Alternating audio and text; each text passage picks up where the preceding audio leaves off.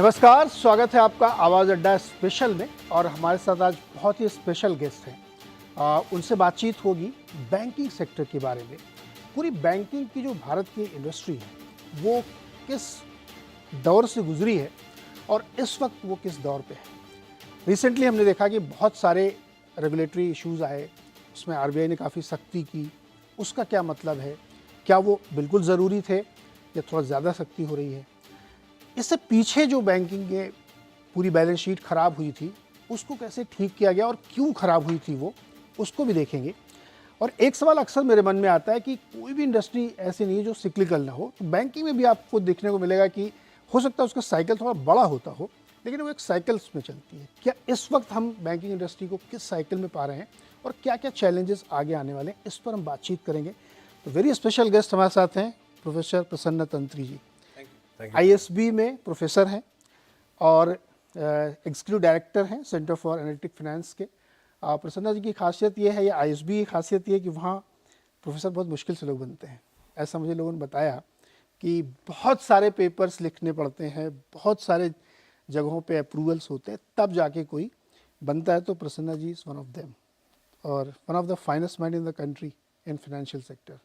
Right sir?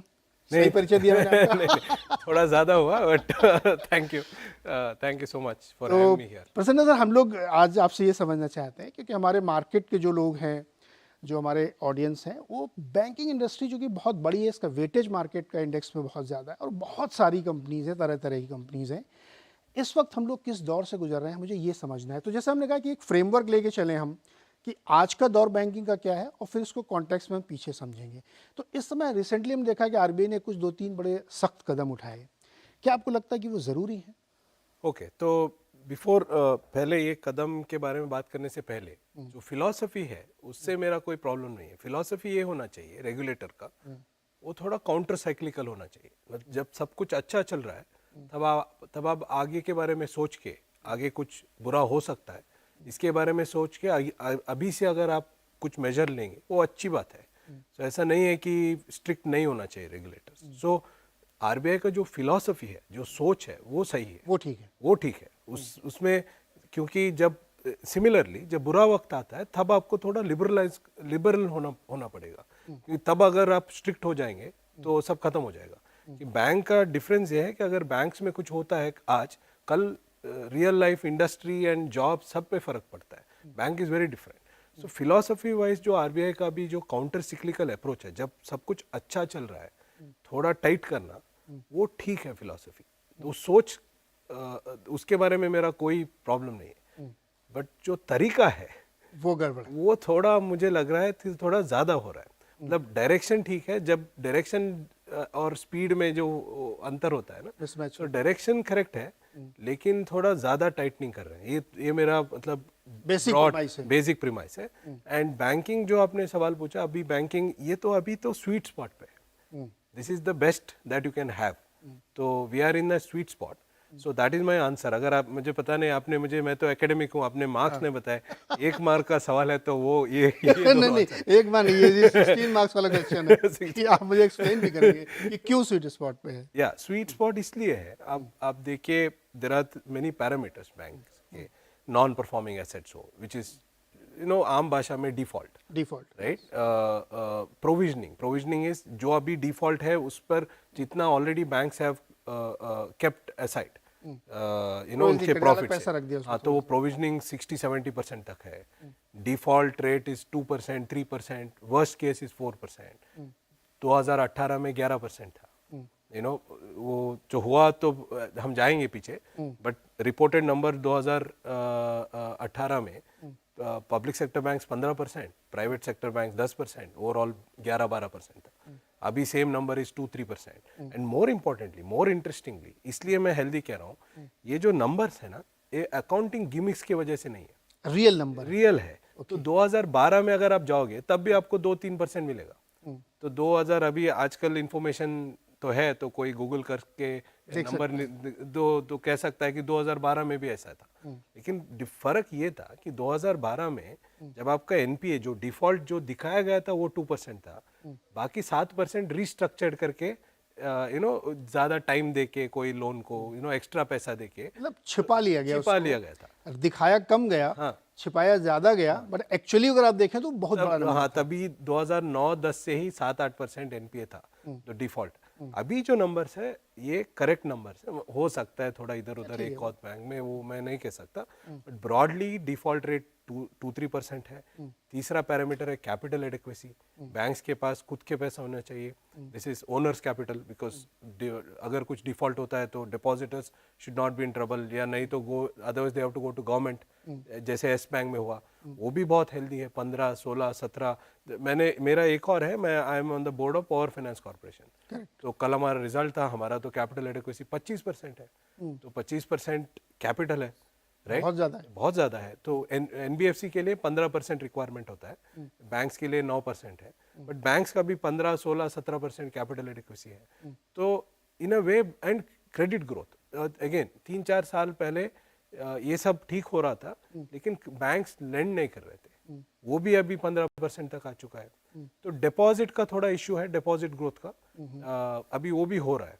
तो all in all it's a sweet spot in terms of numbers. Okay, तो NPA अगर आप देखें तो इस वक्त करेंटली 3.5-4 के आसपास ग्रॉस एनपीए होगा। डिपॉजिट भी बहुत बुरा नहीं है, बैंकों की बैलेंस शीट बहुत क्लीन है, कॉर्पोरेट्स की बैलेंस शीट बहुत क्लीन है, गवर्नमेंट की बैलेंस शीट भी बहुत क्लीन है। तो ट्रिपल बैलेंस शीट जो है वो एकदम क्लीन है, और क्रेडिट ग्रोथ 14-15% की चल रही, विच इज फेयरली गुड। तो इसलिए आप कहना कि ये स्वीट स्पॉट है। जब मैंने कहा था कि हर इंडस्ट्री एक सिक्लिकल हमको लगती है ऐसी, आप एक्सप्लेन करें, आप प्रोफेसर हैं, क्या बैंकिंग इंडस्ट्री 10-10 साल के ब्रैकेट्स में चलती है? ऐसा हुआ है इंडिया में। सो आप देखिए 2002 से पहले we were in the same situation, like 10-11 में हुआ, एनपीए डबल डिजिट था एंड ऑल दैट। तो एक क्लीनिंग किया 2001-2 में, सरफेसी करके कानून आया, सरफेस आई, तो उसके बाद NPA started coming down, the economy also improved. So banking का ऐसा कोई इंडिपेंडेंट साइकिल नहीं होता, it moves with the economy. तो अब आप पीछे अलग जापान में अगर देखेंगे, वहाँ the cycle was much longer, 10-15 साल, 1980 75 to 90 बहुत अच्छा चला, 90 से 2005-2010 तक बहुत बुरा चला। तो ऐसा it moves with the economy, when economy does well, bank does well. तो इंडिया में है, it's 10 year is right, you know, at least last 2 cycles, 2001 to again 2008-9, 10 it was good। उसके बाद 2008, मेरा एक प्रिसाइज डेट है, अगस्त 27, that's the causal event, but it took some time. So 2000 से 2010 से मे बी 17-18 के बाद things have changed, but the steps were taken before. एक प्रॉब्लम बैंकिंग में ये है कि जो लीड लैग बहुत होता है इसमें, लोग जब, you know, when I see performance attribution, ये गवर्नर अच्छा कर रहा है, this finance minister is doing good, sadly the way people do it is they don't consider that lead lag। तो अभी जिसके टाइम पे नंबर अच्छे हैं, हम उसको अच्छा बोलते हैं, जबकि पहले वाले ने क्या होगा, ओके, राइट। सो जैसे मान लीजिए 2015 में अगर आप मुझे एग्जाम में ऐसे पूछेंगे एनपीए सबसे ज्यादा कब हुए, मुझे कहना पड़ेगा कि 15, 16, 17 में। इसका मतलब वो ये नहीं है कि जो आरबीआई गवर्नर या फाइनेंस मिनिस्टर तब थे उनकी वजह से हुए, राइट। तो ये लीड लैग हमें समझना पड़ेगा। तो आज अगर कोई कर्म आज आप करते हैं, इसका रिजल्ट दिखने में ये बैंकिंग का 3 साल लगेंगे। इसीलिए मुझे अभी जो आरबीआई कर रहा है, हालांकि मैंने कहा डायरेक्शनली वो सही है, उसका जो दिखेगा ना वो 3-4 साल बाद दिखेगा। तो अब ये बहुत इंपॉर्टेंट पॉइंट है, ये मुझे समझाइए कि आरबीआई जो रिसेंटली 2-3 स्टेप्स लिए उन्होंने पिछले 1-2 सालों में, वो आपको लगता है डायरेक्शनली सही हो सकते हैं लेकिन ज्यादा स्ट्रिक्ट हैं, वो क्यों है? वो मैं पहले अभी जो लेटेस्ट वाला जो अभी ये डिस्कशन पेपर है अभी, एब्सोल्युटली, राइट, इसका स्पिरिट क्या है? उनका स्पिरिट ये है कि अगर कोई प्री कमेंसमेंट प्रोजेक्ट है, अगर आपने पैसे दे दिया किसी प्रोजेक्ट को, आप बातचीत करें वो 5% का जो इनको रखना पड़ेगा, राइट। तो अभी वर्डिंग इतना ठीक नहीं है, ये तो मेरा इंटरप्रिटेशन है, कोई आरबीआई से क्लैरिफिकेशन नहीं आया। तो प्रोविजन ये है कि अगर कोई प्री कमेंसमेंट प्रोजेक्ट को आप पैसा देते हो, आपको रिकॉग्नाइज करना पड़ेगा कि इसमें रिस्क है, you know, some of this may not ever materialise pre commercial commencement से पहले। तो अब इन्होंने क्या किया, आई अंडरस्टैंड, यू नो, हो सकता है पहले 0.5% बोलिए, 1% बोलिए. अभी इन्होंने क्या किया, if you go by the letter of the draft, if you lend to a pre-commencement project, you will have to make a provision of 5%. Okay. Now imagine a infrastructure lender, and I have to disclose I am associated, although I am an independent director, but imagine कोई infrastructure lender हो, इनका 30% portfolio pre-commencement में हो. एक side में government कह रही है इंफ्रास्ट्रक्चर कैपेक्स बढ़ाना है, पुश करना है एंड ऑल दैट, तो इन्होंने गवर्नमेंट का बात सुन के कर दिया, पुश कर दिया. अभी आरबीआई कह रहा है कि एग्जिस्टिंग एंड न्यू दोनों में, ऐसा नहीं कि नया. तो हमने सपोज किसी ने दे दिया 30%, अभी 30% पोर्टफोलियो प्री कमेंसमेंट में है ना. अब आप बोल रहे हो उस 30% का 5% प्रोवाइड करो. अगर कैपिटल एडिक्वेसी आपका 15% है, you know this can bring down capital adequacy by 1 or 2%, और प्रॉफिट पे फर्क पड़ सकता है depending on accounting. You know थोड़ा कॉम्प्लिकेटेड है, लेकिन इसका प्रॉब्लम ये होगा कि आइदर कैपिटल एडिक्वेसी कम होगा या प्रॉफिट कम होगा. जो भी हो ultimately equity, it's a return on equity. Equity is always more expensive than debt. No who knows more than any equity investor in CNBC would expect a higher return than a debt investor. Now if you have to make provisions, then to repay that equity investor, I will have to increase my interest rates. नहीं तो आपके viewers हमारे stock में, किसी company के stock में invest क्यों करेंगे? राइट. तो स्टॉक प्राइस गिरेगा. So we have to ultimately, what RBI is not getting it in my view, this will lead to higher cost of lending to new projects. And in a growth economy, when we are just taking off, and infrastructure is the need of the hour, and अगर आप इसको more expensive करोगे, and on the one hand we want to attract money from rest of the world, हम ये हम ऐसे समझ रहे हैं कि $20 billion आएगा ही आएगा. ऐसा कोई रूल नहीं है. मतलब अगर हम ऐसे करेंगे, if you increase cost of funding, पैसा नहीं आएगा. So this 5% blanket rule on, I understand. अगर आप ये बोलोगे डिले हुआ तो प्रोविजन करो, इसलिए मैं कह रहा हूँ. तो डायरेक्शनली ठीक है, बहुत डिले हुआ तो यू हैव टू रिकॉग्नाइज. नहीं तो कोई मॉनिटरिंग ठीक नहीं हो रहा है, कोई हमें फॉर इंफ्रास्ट्रक्चर में रूल है आजकल कि you have to appoint a monitor, उसको LFA कुछ कहते हैं, प्रोजेक्ट मॉनिटरिंग एजेंसी. मान लीजिए कोई बोरोवर है, वो डेटा नहीं दे रहा है आपको, मॉनिटरिंग नहीं हो रहा है, ऐसे केसेस में कीजिए प्रोविजन, 5 या 10 कीजिए, लेकिन ब्लैंकेट मत कीजिए. अब एक चीज बताइए मुझे, आरबीआई के मन में क्या है? क्या वो दूध का जला इसलिए मट्ठा फूंक के पी रहा है कि साहब पहले ऐसा हुआ था तो चलो अभी पहले से पहले कर देते हैं? लेकिन आप एक बात इसमें इंटरेस्टिंग करें कि ये लीड लैग है. आज जो आप कर रहे हैं, आपको लग रहा है कि हम बहुत प्रिकॉशनरी एक्शन ले रहे हैं, प्रीएम्प्ट कर रहे हैं कि भाई गड़बड़ नहीं होनी चाहिए, हम पहले कर दें, लेकिन एक्चुअली इसका नुकसान आपको होगा क्योंकि सरकार, ये सरकार के साथ कॉन्ट्रडिक्शन भी है. हाँ, सारे जो मेजर्स उठाए गए हैं, इसलिए मैं कहता हूँ, ये जो कहते हैं ना कि ये जो they do just whatever the government says, ऐसा नहीं है.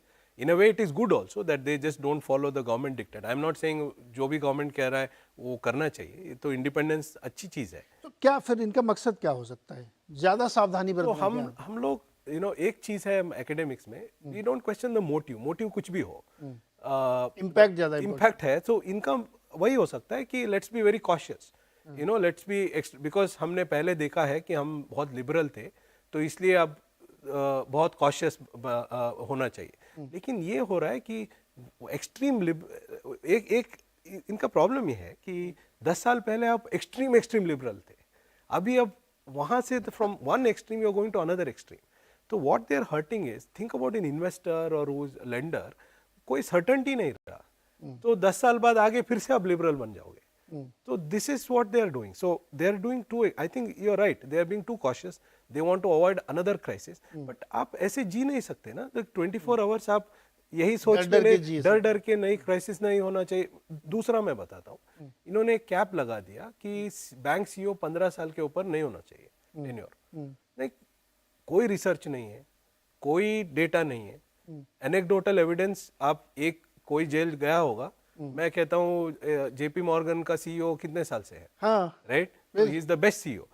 एनेक्डोटल एविडेंस के आधार पर आप ऐसे policy, serious policy, because India में ऐसा नहीं कि 1000 बैंक है, इंडिया में बैंक्स, प्राइवेट बैंक है कितना, बड़े 4-5 big ones and there are other small ones. Now if somebody is running successfully and well, तो उसको क्यों हटा रहे हैं? क्यों हटा रहे हैं? कौन सा प्रिंसिपल है ये? मतलब पहले आइदर प्रूव कीजिए. So in that case government bank में 3-3 साल में रिटायर होते हैं. इतने स्कैम्स क्यों हुए? क्या कॉन्फिडेंस की कमी है क्या कि यार कुछ तो गड़बड़ कर सकता होगा ये? हाँ, तो वो जो नजरिया है ना, policing all the time, actually I think मेरा एक्सप्लेनेशन ये है. See, आप मॉनिटरिंग दो तरह के कर सकते हैं. एक तो आपको एक्चुअल मॉनिटर करना होगा. दूसरा तरीका है बैन कर दो. एक तो बच्चों को मोबाइल ही मत दो, नहीं तो मोबाइल दो बट आप देखते रहो. दूसरा वाला मुश्किल है. कैसे देख सकते हो? कैसे देख सकते? वो मुश्किल है. Monitoring is difficult. दो ही मत. हाँ, दो ही मत, बैन ही कर दो. But then they will lose out on, they will find other ways of figuring out anything with the children. I think the regulators in India have this habit of whenever they find something difficult, instead of actually monitoring, they have this habit of just banning the thing. Ban कर दो. तो अभी की provision बढ़ा दो या कुछ किसी डिसअलाउ कर दो. ये तीसरा AF वाला आपने देखा होगा. That I think among the things that they have done, that I think is the most unreasonable. क्योंकि क्या डर है उसमें? AF का जो रेगुलेशन आया है क्या है? ये थोड़ा समझा भी. अच्छा, जैसे ना हम लोगों का कंप्यूटर हम लोग जब शुरू में सीख रहे थे, कुछ गड़बड़ हो गया तो शट डाउन करो, फिर चालू करें. तो कुछ समझ में नहीं आ रहा तो बैन कर दो. यही प्रॉब्लम है. ये एक्चुअली अपनी इनएफिशिएंसी है कि हम बैन ही कर दे रहे हैं उसको. तो अब मैं आपको समझा. AI वाला बहुत इंपॉर्टेंट इशू है. वो मैं समझाइए. एक तो मेरा रिसर्च ही है इसमें, एक पेपर ही है मेरा. तो I will give you there is a solution also. इस RBI का वरी क्या है? RBI is worried about evergreening. Evergreening ये होता है कि कोई loan actually is in default और हम लोग उसको bankers they are just keeping it alive by giving another loan, directly indirectly सब करके they are just keeping it alive. तो कोई बोरोअर है, उसका प्रोजेक्ट लॉस में चल रहा है, bank is giving another loan and उसको यूज करके ये रीपे कर रहा है. This is the worry that RBI wants to prevent. Now RBI discovered, and I have a paper on indirect evergreening.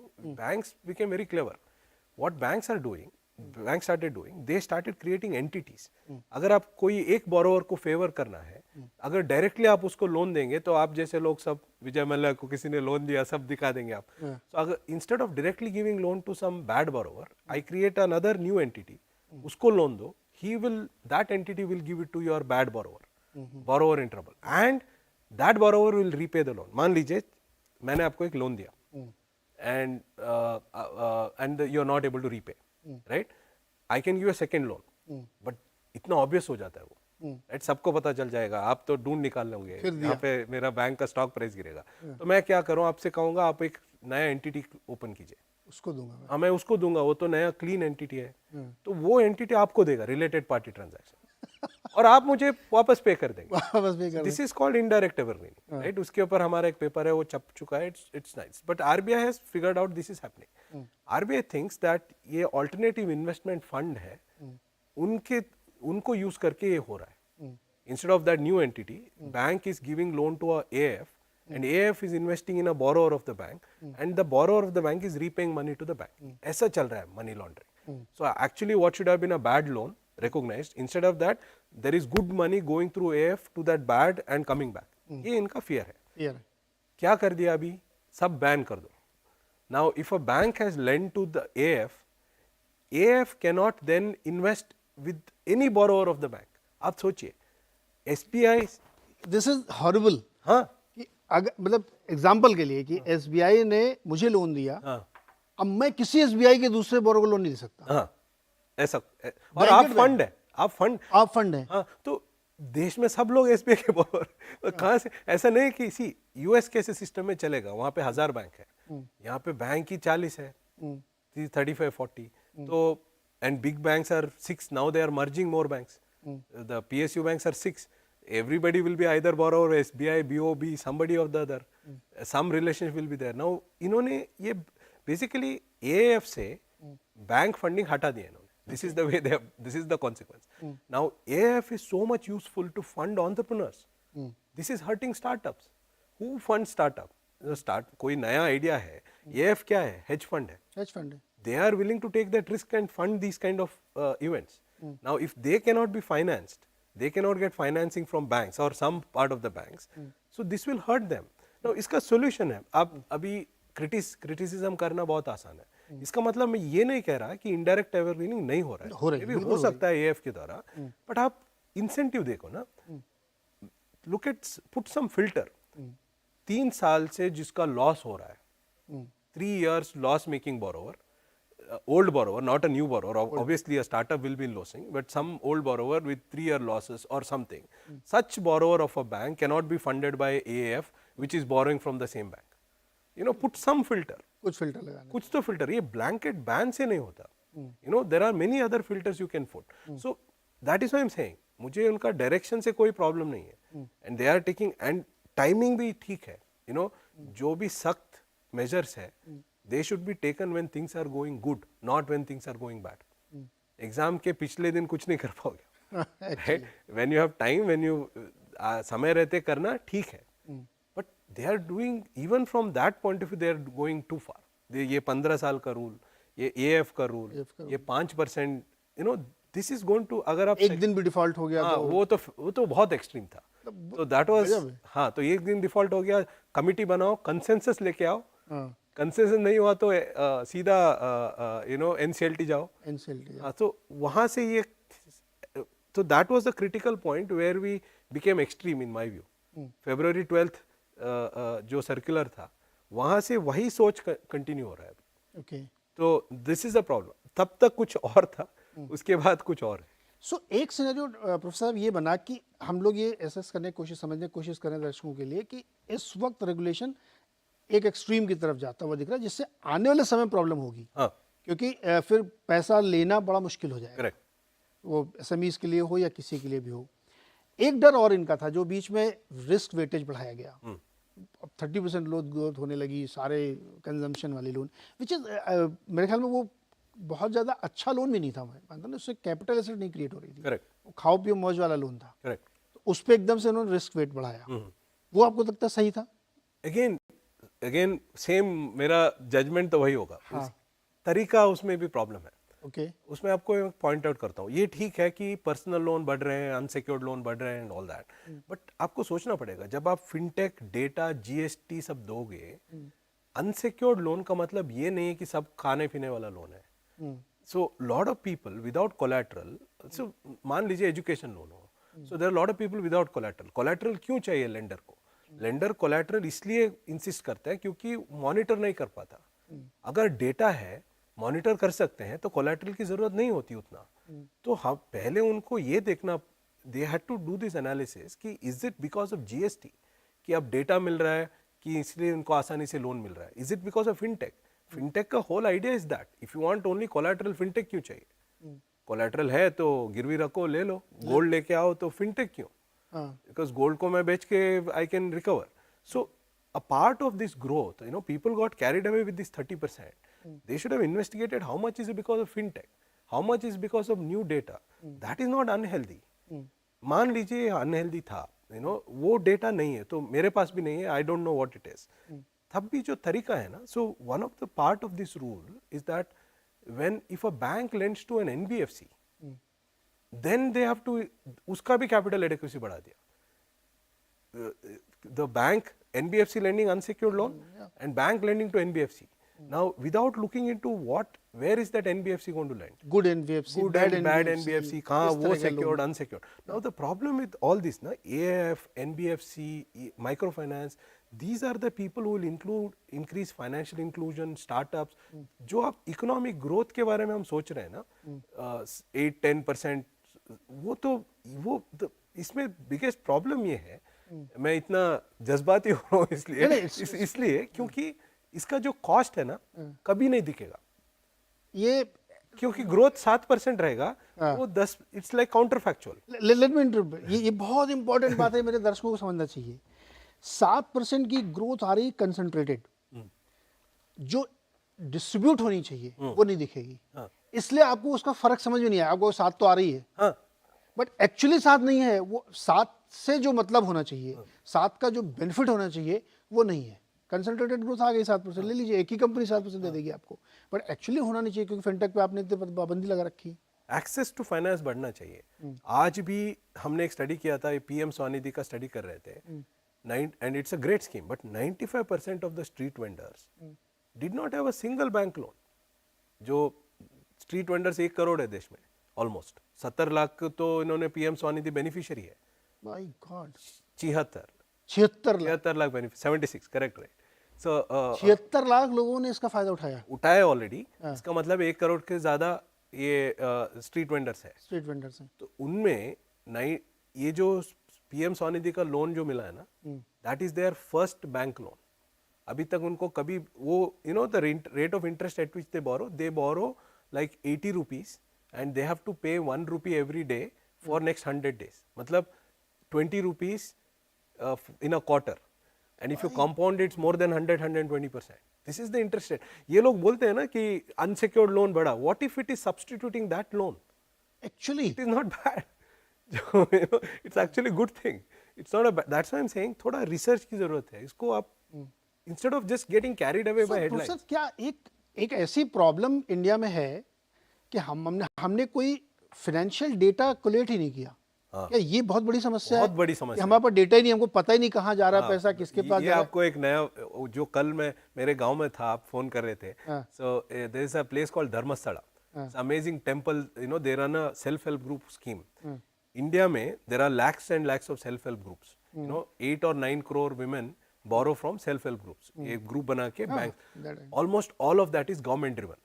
Government force करता है नाबार्ड को, रूरल RLM करके स्कीम होता है, रूरल लाइवलीहुड मिशन। उसके अंदर every state has a bureaucracy which pushes this programme. Bank देता है ग्रुप को, उसके अंदर क्या हो रहा है, ग्रुप के अंदर कौन किस ग्रुप में कौन ले रहा है, कौन दे रहा है, कौन रीपे कर रहा है, कोई डेटा नहीं। इसको तो डेटा होना चाहिए। नहीं, so banks have data about group, whether group is paying, group के डेटा है, ग्रुप का डेटा, ग्रुप के अंदर क्या हो रहा है। तो इसका फायदा भी है, नुकसान भी है। मतलब नुकसान ही है, कोई फायदा नहीं है। फायदा रिकॉर्डिंग से होता है, नुकसान दो तरह का है। एक ये है कि देयर आर विमेन जिन्होंने 10 राउंड लोन रीपे किया ऑन टाइम, 10-15 साल से कर रहे हैं सेल्फ हेल्प ग्रुप में। क्रेडिट ब्यूरो में उनका रिकॉर्ड ही नहीं है। आप सोचिए, मैं और they are as credible as you and me. Think of a woman who was a part of self-help group. She has borrowed 15 loans, 20 loans, 25 loans in the last 15 years and has repaid every week. And now if she goes to a bank बोलेगा आप new to credit हो, आपका तो कोई credit history है ही नहीं। Civil का उधर ध्यान देना चाहिए। हाँ, तो ये आप डेटा बोल रहे हैं ना, ये है ही नहीं data self help group. So Dharmasthala I said is a unique model where उन्होंने वो डेटा है उनके पास। Okay. That is so special about their self. It's called, उन्होंने प्राइवेटली मैनेज किया डेटा। द टेंपल करता है, SKDRDP बोलते हैं उसको। Okay. Shri Kshetra Dharmasthala rural development program. वो बैंक से लेके वो उनका सेवा प्रतिनिधि, they appoint some people, they are called सेवा प्रतिनिधि, वो जाके ये सब रिकॉर्डिंग करते हैं। So that is one unique self help group जिसमें है। बाकी most of the self help groups ये डेटा ही नहीं है। तो अगर मान लीजिए कोई डेटा आ गया, so then what will happen, unsecured loan will increase, उनको ज्यादा लोन मिलेगा।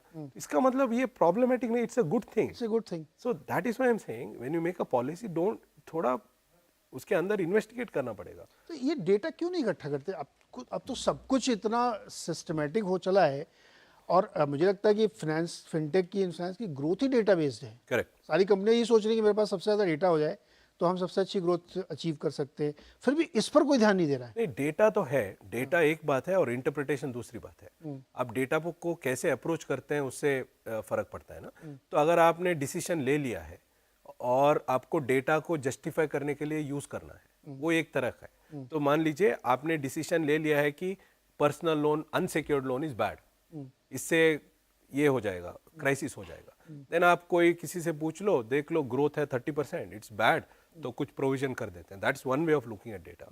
Other way of looking at data is look from first principles. वो क्या रहा है, why is this increase? Is it because people have suddenly started stop working and consuming loan लेके सब मजा कर रहे हैं? Is that going on? और is पहले जिसको लोन नहीं मिलता था, क्योंकि आज फिनटेक आ चुका है, क्योंकि आज ये सब है फैसिलिटी, उसको लोन मिल रहा है, और जो पहले सिक्योरिटी पूछता था बैंक, अभी विदाउट सिक्योरिटी दे रहा है, पर्पस चेंज नहीं हो रहा है। Is that happening? What proportion is that?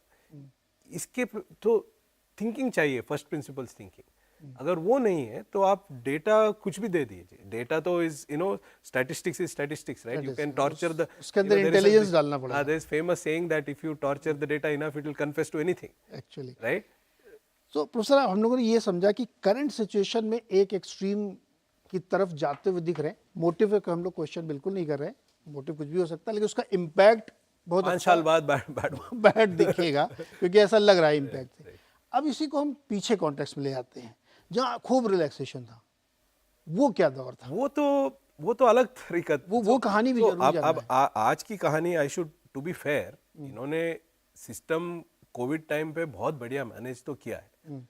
ऐसा नहीं है कि सब बुरा हो रहा है। आज जी overall management has been good. आप, मैं तो प्रोफेसर हूँ, अब मार्क कुछ देना है तो I will give high rating even now. I am worried about future. पहले जो हुआ था वो तो मतलब अनथिंकेबल, वो कहीं नहीं हुआ था। सो मैं आपको थोड़ा बैकग्राउंड देता हूँ। तो 2000 में we started this system called CDR, corporate debt restructuring. Basic idea was, कहीं पे कोई टेम्पररी प्रॉब्लम हुआ है कोई बोरोवर को, large borrowers, then bank should be able to restructure could be क्या, एक्स्ट्रा टाइम देना, कुछ extra lending and all that. So restructure कभी भी कर सकते थे, but they can do it without considering the loan as NPA। नहीं तो ग्लोबली नॉर्म ये है कि अगर आप रीस्ट्रक्चर करते हो, कोई भी टर्म रिलैक्स करते हो, you have to start recognising a loan as potentially NPA। इससे कल there is some trouble, no, इसलिए वो आप रीस्ट्रक्चर कर रहे हो। तो ये 2001-2 से there was a strict system called CDR, corporate debt restructuring. उसमें एक कमिटी था, you have to apply to a committee of bankers. एक bank was not deciding, you apply to committee of bankers, there are multiple levels of committee. उसमें approve होने के बाद अगर कोई लोन आता है, and this was for syndicated loans, एक सिंडिकेट 2-3 लेंडर जिसमें है, बड़े बड़े loan, syndicated loans, with the approval of committee you can avail this facility of restructuring without considering loan as an NPA। Academic भाषा में हम इसको फॉरबेरेंस बोलते हैं। Forbearance, you are forbearing from enforcing a thing. Now फिर धीरे धीरे 2006-7 आते हुए इन्होंने एक कमिटी बनाई। उसने कहा कि अब इसमें कर रहे हो, उसमें कर रहे हो, कुछ SME के लिए कुछ कंसेशन लेके आए। Then they brought a concession for industrial loans.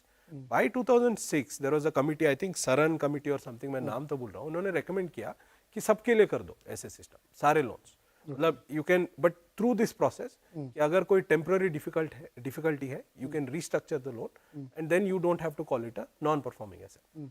Now August 27, 2008, Lehman Brothers collapse होने से 15, 17, 18 दिन पहले, आज के डेट में इसको ऐसा, हाँ, आज के डेट में इसको ऐसा सेल किया जाता है कि this was in response to crisis.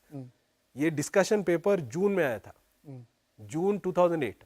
जून 2008 में crisis was going on, but it was not that bad. September 15 was the peak of the crisis. उसके बाद 2008 वाला। तो ये रिकमेंडेशन 2006 में ही आया था। कमिटी जो बनी थी 6-7 में हुआ था। अप्रैल 2007 में इन्होंने रिकमेंडेशन सबमिट किया, तो जून में डिस्कशन पेपर आया, अगस्त 27 को इम्प्लीमेंट हुआ। अगस्त 27 को RBI ने एक रूल बनाया कि you can restructure a loan and you don't have to call it an NPA। आज कहते हैं कि this was in response to crisis, ये नहीं है। ये इनफैक्ट करंट गवर्नमेंट का जो व्हाइट क्या बोलते हैं उसको, जो रिसेंटली इन्होंने व्हाइट पेपर जो निकाला, चार्जशीट टाइप, उन्होंने भी ये कहानी मान लिया है। Oh my God. While they are opposing, they are saying इन लोगों का गलत है and all that, but they also actually implicitly believe that these were steps taken in response to crisis. नहीं, this was पहले हो गया था, वो पहले शुरू हुआ, 2 साल पहले इसके बारे में डिस्कशन शुरू हुआ था, डिस्कशन पेपर ऑलरेडी था, ये सब वेरीफाई कर सकते हैं आप। सो दिस वाज इशू भी हुआ था गोल्ड ये लीमैन से पहले, अगस्त 27। सो सर्कुलर का स्टोरी क्या था कि if you can restructure a loan without calling it an NPA। Now उसके बाद ये लीमैन हो गया। Now they got an excuse also, अब तो करना ही है। फिर उन्होंने क्या किया, consumer loan, real estate loan, and में विलफुल डिफॉल्टर, उसको भी दे दो अगर यू आर कन्विंस। मतलब कुछ कंडीशन डाल दिया कि इफ यू आर कन्विंस्ड कि मतलब क्या है, विलफुल डिफॉल्टर एक बार डिक्लेयर कर दिया, फिर से यू आर कन्विंस्ड दैट उसको भी डिफिकल्टी है, basically it became a free for all. जैसे बैंक ने इसको ऐसे देखा कि मैं किसी को भी लोन दे सकता हूँ, कल कुछ प्रॉब्लम है तो रिस्ट्रक्चर कर देंगे, तो एनपीए होगा नहीं। आज हम एक सिचुएशन पे है, हम कह रहे हैं कि प्री कमेंसमेंट प्रोजेक्ट कोई भी हो, ट्रिपल ए रेटेड हो, उसको प्रोविजन करो। ये पहले 10 साल पहले हम ये 14 साल पहले हम ये कह रहे थे, अगर डिफॉल्ट हुआ है, लॉस हुआ है, कुछ भी है, रिस्ट्रक्चर करेंगे, रिस्ट्रक्चर करो, कोई प्रोविजन की जरूरत नहीं। अब एक मिनट रुकिए प्रोफेसर, दर्शकों के लिए दो सिनेरियोज, एक में एनपीए होने का डर खतरा है ही नहीं, आप लोन लो यार, किसी भी काम के लिए लो, अगर प्रॉब्लम है तो रिस्ट्रक्चर कर देंगे, फॉरबिडेंस है हमारे पास।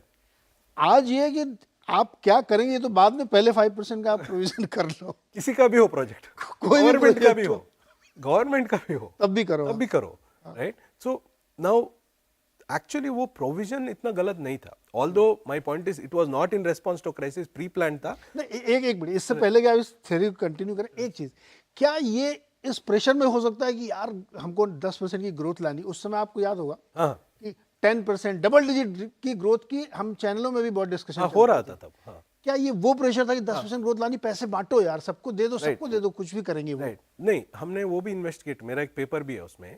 तो वाजपेयी जी की जो लास्ट बजट थी, उसमें the GDP capex to GDP ratio was 4%, अभी भी नहीं है, 3.3% है। तो 1,12,000 crore was the amount spent on the budget. So total government expenditure जो है उस पर I think it was around 5 lakh crore. So 4 lakh odd crore. 25% of the budget was on capex. 2003-4 budget. Golden quadrilateral जब आप, that was the time. 3-4 budget. 25%. अभी भी नहीं है, अभी like forget the recent budget, उससे पहले 10 लाख करोड़ जो हम 10 over 45 is 22%. That time it was 25%. उसके बाद क्या हुआ? Although the UPA 1 continued most of the reformist policies, one thing they changed, उन्होंने the expenditure का mix है ना, उसको change कर दिया to social sector, good or bad, हम उसके ऊपर नहीं जाते। तो ये क्या हुआ, प्रोग्रेसिवली 2007-8 आते आते 25% से वो 12-13% हो गया। Now you have to take a call, this is my call, मुझे नरेगा करना है, मुझे करो। बट इनको ये था कि ये रोड प्रोजेक्ट ये भी स्टॉप नहीं होना चाहिए। अब आप फंड नहीं कर रहे हैं तो कौन करेगा? तो इन्होंने ये पब्लिक सेक्टर बैंक को फोन बैंकिंग बोलते हैं ना, फोन बैंकिंग, तो पब्लिक सेक्टर बैंकिंग को फोर्स किया। नाउ द प्रॉब्लम इज, अगर पब्लिक सेक्टर बैंक को फोर्स करोगे तो एनपीए होगा, if you lend more NPA होगा, एनपीए होगा तो कैपिटलाइज करना पड़ेगा। कैपिटल तो गवर्नमेंट बैंक का ही, गवर्नमेंट अगेन अगर इस हाथ से नहीं जाएगा तो उस हाथ से जाएगा। तो कैपिटलाइजेशन प्रिवेंट करने के लिए एनपीए रोट ही बंद कर दो। अगर वो प्रोजेक्ट में अगर कुछ प्रॉब्लम होता है तो रिस्ट्रक्चर करो, रिस्ट्रक्चर करोगे तो देन अंडर द फॉरबियरेंस रेजिम आपको प्रोविजन नहीं करना पड़ेगा, प्रोविजन नहीं करना पड़ेगा तो आपको कैपिटल नहीं घटेगा, तो कैपिटल एडिक्वेसी ऐसे कैसे रहेगा?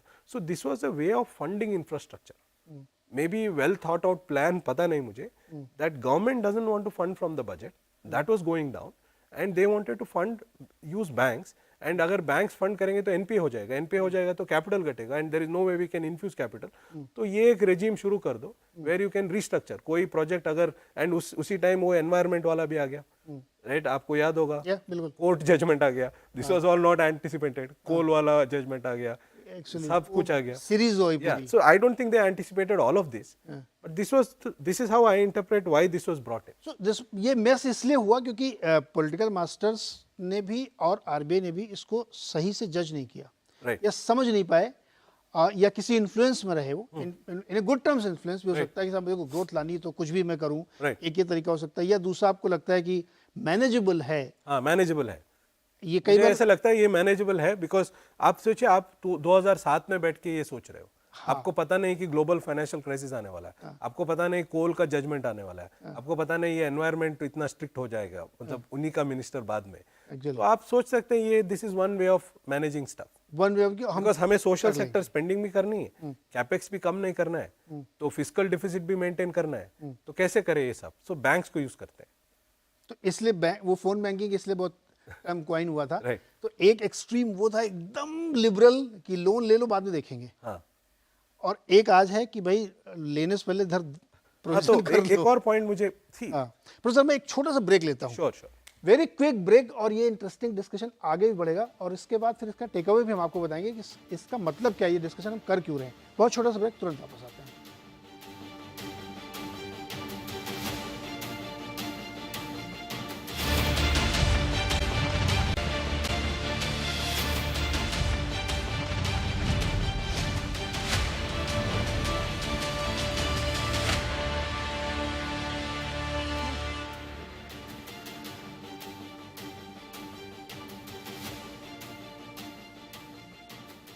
एक बार फिर से आपका स्वागत है एक बहुत ही इंटरेस्टिंग स्टोरी पे, और वो है भारत के बैंकिंग की स्टोरी जो हम पिछले 20-30 सालों के कॉन्टेक्स्ट में आज समझ रहे हैं। और ये इसलिए ज़रूरी है क्योंकि आज हमारा जो बैंकिंग सेक्टर है पूरा, वो बहुत स्वीट स्पॉट पे, ये भी प्रोफेसर ने हमें बताया शुरुआत में क्यों है, उसको कॉन्टेक्स्ट में समझना ज़रूरी है। और आज आगे आने चैलेंजेस क्या हो सकते हैं उस पर हम बातचीत कर रहे हैं। सर, हम लोग ये बातचीत कर रहे थे कि एक वो एक्सट्रीम था, एक ये एक्सट्रीम था। उस समय लोगों ने सोचा होगा मैनेज कर लेंगे, लेकिन नहीं कर पाए, फोर्स ही नहीं कर पाए, ये प्रॉब्लम आ सकती है। आज कुछ ज़्यादा फोर्स ही कर रहे हैं, इसलिए बहुत स्ट्रिक्ट हो रहे हैं ना। अब बीच में आप एक चीज़ और जोड़ना चाह रहे थे। हाँ, तो ये तो वो जो फॉरबेरेंस अनाउंस किया उसमें एक पॉजिटिव हो गया, क्राइसिस आ गया, तो क्राइसिस में वो जस्टिफाई हो गया तो वो ठीक था। उसमें मिस्टेक ये हुआ, क्राइसिस चला गया, ग्लोबली इकोनॉमी रिकवर कर गई, इंडिया में भी 9% 10% ग्रोथ 2008-9 में वी वर एट 9%, 9-10 में 10-11 भी वॉज वेरी हाई, फिर भी उसको विड्रॉ नहीं किया। जो इमरजेंसी मेडिसिन होता है वो इमरजेंसी के लिए होता है, इन्होंने इसको स्टेपल डाइट बना दिया। तो now bank said look, now there is a very good way of lending, किसी को भी दे दो पैसा, बिकॉज एनपीए का डर ही नहीं, क्योंकि अगर वो डिफॉल्ट करेगा तो रिस्ट्रक्चर कर देंगे। This was the root cause of Indian banking crisis. इसीलिए 2-3% एनपीए दिखाते रहे, 7% 8% रिस्ट्रक्चर करते रहे, तो उनका एक्चुअल एनपीए 11-12 से ही 10% के ऊपर गया था, बट दिखाते थे 2%, 2 या 3%। तो 2015 तक ये चला, क्लीनअप हुआ। 15 में शुरू हुआ asset quality review. That was the first step where they eventually, उससे पहले committee after committee kept saying there is a, मैं नाम भूल रहा हूँ, एक आरबीआई के कमिटी ने कहा था कि इसको बंद करो, ये there is, it is not that we are saying after the fact, before the fact people were saying, in theory also this makes sense, why do you need this in good times, in bad times I recognize, bad times में ये है कि अगर ये नहीं करोगे तो banks बंद हो जाएंगे, lending खत्म हो जाएगा, तो borrowers will be in trouble, but good times में why are you doing this forbearance वाला thing, but banks continued, government wanted to continue, and 2015 में इन्होंने विड्रॉ किया इसको। उसके बाद क्लीन अप का जो फेज चला 3-4 साल उसमें एसेट क्वालिटी रिव्यू हुआ। इन्होंने बहुत दे February 12th was the culmination, that was the time when they went extreme, and government also infused capital. I think government also delayed in, थोड़ा इनको टाइम लगा कि इसका इम्पोर्टेंस समझने में। Even the new NDA 1 NDA 2 और 14 to 19 1 या 2 पता नहीं मुझे उनको भी थोड़ा टाइम लगा, 2-3 साल उन्होंने भी गवा दिया कैपिटलाइज करने में, बिकॉज कैपिटलाइज उन्होंने 17 में किया 3 लाख करोड़, तब तक नहीं किया। तो हमने वो भी स्टडी 2-3 साल तो समझने में लग गए कि हाँ, तो इन्होंने गहराई ना इसका I think they under appreciated how important this is. तो इसका इम्पैक्ट ये हुआ, एक बार आपने क्लीन अप किया ना, तो अब क्लीन अप करके आपने एक्सपोज करके रख दिया कि इनके पास कुछ नहीं है और कैपिटल नहीं आया, तो 2-3 साल तक लेंडिंग खत्म हो गया। Our NBFC lending became negative and lending to SMEs became negative, and आप अब तो डेटा दिखाते हैं। एंड इसका साइड इफेक्ट ये भी है कि NBFC क्राइसिस शुरू हो गया, ILFS डिफॉल्टेड, बहुत बड़ा डिफॉल्ट। हाँ, तो because bank stop funding them and there is no liquidity, projects failed. मान लीजिए एक प्रोजेक्ट है जिसमें बैंक भी है NBFC भी है, अगर उस प्रोजेक्ट पे बैंक फाइनेंसिंग बंद हो जाता है तो प्रोजेक्ट फेल होगा, NBFC कैन नॉट सब्स्टिट्यूट, इसका डिफॉल्ट NBFC के ऊपर भी हो गया। तो this was the problem and prompt corrective action. 13 banks को इन्होंने, पीसीए भी बहुत खतरनाक चीज थी तो इसको सीधा डाल दिया इन्होंने। सो आई डोंट नो, इसमें मुझे मेरे पास ठीक आंसर नहीं है।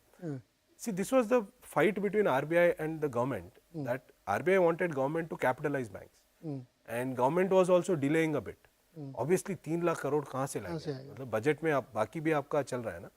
तो and RBI started tightening, AQR किया, फिर PCA बनाया, eventually government recapitalized, and government not only recapitalized, brought in other measures, IBC has been a game changer. बहुत लोग आज IBC को बहुत has been interpreted very wrong way, मैं थोड़ा शिकायत आप जैसे लोगों से भी करता हूँ बिल्कुल कर सकते हैं। IBC के स्टडी करते हैं लोग, ये दिखाते हैं पहले 5 साल लगता था, आज भी 4 साल लग रहे हैं, तो what's a big deal. Big deal IBC इसलिए है कि अब प्रमोटर जानता है कि अगर केस मेरा एक्सेप्ट हो जाता है NCLT में, मेरा तो खत्म हो गया, तो एक्स एंटे इफेक्ट जो डिसिप्लिनिंग इफेक्ट है ना, NPA 2% क्यों है, इसीलिए इसलिए कि डर है, पहले ऐसा नहीं था। एक राधा गोपालन करके एक स्कॉलर है वॉशिंगटन यूनिवर्सिटी, उनका एक पेपर भी है, वो दिखाते हैं कि पहले वो सीका जो था ना, उसमें क्या होता था, विलिंगली प्रमोटर ही बैंकरप्ट हो जाता था, खुद ही कर लेता था। हाँ, तो क्योंकि उसको पता है उसके बाद वो बोर्ड में जाएगा, बीएफआर, बोर्ड ऑफ बीएफआर क्या है, इंडस्ट्रियल एंड फाइनेंशियल रिकंस्ट्रक्शन, वहां पे पड़ा रहेगा केस 20 साल। And the main thing was, जब केस बीएफआर में था, ownership was with the promoter, तो मैं मेरा कंपनी चलाता रहूंगा and I will keep taking the assets and let the banker, you know, then 20 साल जब जजमेंट आएगा देखा जाएगा। बट अब क्या है, moment a case is accepted, the ownership is gone, the COC, the committee of creditors, there is a resolution professional, तो मेरा तो हो गया, you know, I lost the company. Actually ये डर, देखिए ये पूरे डिस्कशन का मतलब ये है, इसलिए हम इस पर इतना फोकस कर रहे हैं, इतना टाइम दे रहे हैं इसको, कि अगर बैंकिंग आपकी गड़बड़ हो गई तो अभी हम लोगों ने समझा कि एक ब्रिक निकला तो पूरी बिल्डिंग गिरेगी। हर चीज एक दूसरे से कनेक्टेड है। आप ये लिबर्टी नहीं ले सकते कि आप कर लीजिए कुछ भी, हम देख लेंगे बाद में, और उसका खामियाजा ये हुआ कि प्रॉब्लम को समझने में 3 साल लगे, और फिर उसको रिकैपिटलाइज करके ठीक करने में 2 साल लगे। तो एनडीए 1 14 से 19 ऐसे ही गया। एनडीए 2 में आकर के, इसका कोई लेना देना मैं किसी सरकार की वजह से नहीं कह रहा हूं, लेकिन आप देखिए कितनी मुश्किल के दौर से हम गुजरे, अब जाके हमारी बैलेंस शीट ठीक हुई है। अब इसमें एक सवाल और, जो अभी क्या होता है, जो ऑनलाइन बैंकिंग बहुत हो रही है ना, उस पर भी आरबीआई ने बहुत रिस्ट्रिक्शंस लगा दी, क्या उधर भी गड़बड़ है क्या? वो मैंने इतना स्टडी नहीं किया क्या प्रॉब्लम है, बट एक बैंक का मैं कह सकता हूँ, जो कोटक का रिसेंटली हुआ है, कि उन्होंने credit card, new credit card onboarding ही बंद कर दिया, और पेटीएम का, मतलब दीज आर एक्सट्रीम मेजर्स। अगर मेरे पास 100% डेटा तो नहीं है, बट ऐसा इतना भी बुरा कुछ उतना नहीं हो रहा है कि आप कोई बैंक को, you can penalise, there are ways to do it, you can penalise, increase penalty, warning, ये सीधा बंद करवा देना, causing 10% stock price loss to investors, and इसका एक्सेंट इफेक्ट होगा। कल लोग इंडिया में इन्वेस्ट करने से डरेंगे, ये सोचेंगे कि कोई कंपनी, कोई नया इन्वेस्टमेंट प्रोजेक्ट है, कौन सा रेगुलेटर कहाँ अचानक से क्या कर देगा, अचानक से बंद करवा देगा, तो फिर हम क्या करें? So these people are not thinking through the whole consequence of what they are doing. तो vindictive नहीं होना चाहिए punishment. Punishment is not vindictive. Idea is to solve the ये लोग problem. कह रहे हैं कि हम तो इनको 2 साल से बोल रहे थे, मैनेजमेंट सुन ही नहीं रहा था। हाँ, तो हो सकता है, तो इसका मतलब है आप इंस्टीट्यूशन को पनिश मत करो, you know, if there are, you know, penalise करो इंडिविजुअल को पिनलाइज करो, या यू नो पेनल्टी इंक्रीज करो, बंद करवा देना। Kotak bank, I don't know about Paytm in detail, Kotak bank I can tell you that this is one of the best manage banks. ऐसा नहीं है कि प्रॉब्लम कहीं भी नहीं हो, and I have nothing to with Kotak, you know, honestly speaking, you know, I have nothing to with Kotak, but देखिए Kotak and HDFC bank both are very well manage banks. दोनों में वो सीईओ वाला, वो देखिए 15 साल, मैंने कहा कि ऐसा कोई रिसर्च नहीं, रूल नहीं है, ऐसा कोई नहीं है कि कोई सीईओ ज्यादा टाइम कंटिन्यू करेगा तो they will do badly. Best in fact that is, see the way to solve is have robust boards, have very good boards, when they are not performing 6 महीने में निकाल दो, 15 साल क्यों, you know, if they are not doing. इसका solution ये नहीं है कि RBI starts controlling, you know, what should be your tenure. So even the IT वाला system, to the best of my knowledge, the IT system had nothing to do with credit cards. But इन्होंने credit card बंद करवा दिया. Now this is a problem, no? कल lot of customers would have lost trust on them. You know, if lot of people would have committed. This is one case. कल कोई और case में भी. So I think they are going extreme. The measures are extreme. Thought process is correct. Timing is correct. Time is correct. My only complaint with the actual measure implement. Measures से implement. Yes. Okay, तो ये वाली बात भी clear हो गई। अब एकदम करंट पे आते हैं। हमने शुरू में आपसे कहा था कि प्राइवेट और सरकारी, इन दोनों बैंकों को अलग अलग इस समय अगर हम देखें तो कौन ज़्यादा स्वीट स्पॉट पे है, क्यों? जैसे हम लोग देख रहे हैं कि प्राइवेट बैंकों में अलग तरीके की समस्याएं हैं और सरकारी बैंकों में अलग तरीके की समस्या, या तो वो हो सकता है वो इतने बुरे दौर से निकल के आए कि अब सब कुछ अच्छा ही लग रहा है उसमें। आपका क्या तो आपने वो कह दिया, तो it's a base effect. Base effect, ऐसा नहीं कि they are doing much better management और एनीथिंग, पहले इतना खराब था क्या अच्छा लगता है। तो पीएनबी और आपको पता है, तो वो सब अभी वो फ्रॉड नहीं हो रहे हैं, बट मुझे लग रहा है कि थोड़ा वो भी, see entire economy now we are going through a phase that everything is, we are trying to formalize, tighten and all that. थोड़ा स्लोली करने में भी थोड़ा फायदा है। सब लोग टाइटन कर रहे हैं, टैक्स सिस्टम से टाइट करो। In the problem is aggregate, फिर भी नंबर्स आएंगे, बट द स्मॉल बिजनेसेस जो access to credit to them, वो दिक्कत हो जाएगी। So, एक साइड में जीएसटी का प्रॉब्लम, दूसरे साइड में ये लोग बैंक्स आल्सो बिकम स्ट्रिक्ट। तो मैं ये नहीं कह रहा हूँ कि फॉरबेरेंस होना चाहिए जैसे पहले था, बट थोड़ा तो relaxation sometimes banks, I think banks are now becoming single minded, focus on this NPA thing, कि इसको ऑलमोस्ट कल मैंने कोई इन्वेस्टर मीट में किसी ने पूछा, इन्वेस्टर ने पूछा कि हमारे सीएमडी से, when will you become a zero NPA company, मतलब zero NPA how, then I said then the interest rate we should charge should be risk free rate. of course. कैसे बन सकते हैं आप जीरो एनपीए? तो मुझे ये थोड़ा डर लग रहा है कि एक्सट्रीम कंप्लायंस, एक्सट्रीम भी नहीं होना चाहिए, there should be balance. So I fear that PSUs are sticking to larger borrowers, और ये छोटे बोरोवर्स का तभी करते हैं जब डंडा होता है ऊपर, जो ऊपर से बोला जाता है। जैसे स्वनिधि आया, स्वनिधि में डंडा है, करो करो करो करो करो करना ही है, टारगेट है, तो we can not proceed like this. मतलब प्रधानमंत्री जी बोलेंगे तभी हम करेंगे, पीएमओ से डायरेक्शन आएगा तभी हम करेंगे। उनको इतना डरा दिया गया कि वो बेचारे उनको लगता है कि यार मैं क्यों करूं। हाँ, तो इसीलिए ये डेटा, फिनटेक, इसको यूज करके we should try to reach out to that segment. मैंने कहा ना 95% ऑफ द स्ट्रीट वेंडर्स को अभी तक एक भी लोन नहीं मिला था। अब ये स्वनिधि का डेटा है, कोई अच्छा होगा 80-90% रीपे कर रहा है। So I am not seeing, while bank health is good, I am not seeing much improvement in terms of reaching out to those people who lack access to credit. Access to savings में हमने magic कर दिया है। अब PM Jan Dhan योजना, ये तो magic है, मैजिक मानना पड़ेगा। मतलब आप किसी से भी पूछो, बैंक अकाउंट 50% लोगों के पास बैंक अकाउंट है ही नहीं था पहले, नहीं था 14 से पहले, मैजिक हो चुका है। एक्सेस टू क्रेडिट में नहीं है। एक्सेस टू क्रेडिट, जो मुद्रा, जो भी हम कह रहे हैं, ये सब डंडे से चल रहा है, ऐसा नहीं होना चाहिए। विलिंगली नहीं है, विलिंगली नहीं है। एक बहुत इंटरेस्टिंग बात जो हम लोग करते हैं टेक अवे, देखिए अगर आप एक्सेस नहीं देंगे लोगों को, जैसे किसी ने एक बात मेरे को बताया कि अगर आप टेक्नोलॉजी के थ्रू बहुत लोन मिलना इजी कर दें, तो मैं 25 पैसे आपको ज़्यादा ब्याज भी दे सकता हूँ, क्योंकि आपने मेरी लाइफ बहुत ईजी कर दी। लेकिन अगर आप मेरी लाइफ बहुत टफ कर दो, इतने रूल्स बना दो, और आप मुझे कहो कि मैं आपको 6% भी ब्याज दूंगा, नहीं चाहिए भाई, क्योंकि रोज सुबह मेरे सर पे खड़े हो आप। सो एक्सेस और इजी होना चाहिए, क्योंकि जो आप बात कर रहे हो बहुत इंपॉर्टेंट बात है कि अगर लोन कंसंट्रेशन हो गया तो ग्रोथ कंसंट्रेशन हो जाएगी। देश की 10 बड़ी कंपनियों की ग्रोथ आएगी, क्योंकि उन्हीं के पास सारा एक्सेस रहेगा। बाकी जो बेचारे एसएमई हैं, छोटी छोटी कंपनीज हैं, सेल्फ हेल्प ग्रुप्स हैं, या वेंडर वाले, कितने वेंडर खत्म हो गए, रोज तो उनकी दुकानें चलती हैं, पैसा वो कहीं से तो ले रहे हैं और हैवी डेट दे रहे हैं वहाँ पे। तो इससे बेटर है कि उनको एक्सेस बनाया जाए। और इसमें आपने बहुत सही कहा कि डिपॉजिट में तो हमने कमाल कर दिया है, बट अभी क्रेडिट में नहीं कर पाए। तो इसलिए डेटा, फिनटेक, इसको बढ़ाना पड़ेगा। अगर वहाँ पे आप कैपिटल एडेक्वेसी बढ़ाना, ऐसे प्रोविजनिंग करना, ये सब कर रहे हो, रेगुलेटर और government can not be at logger heads.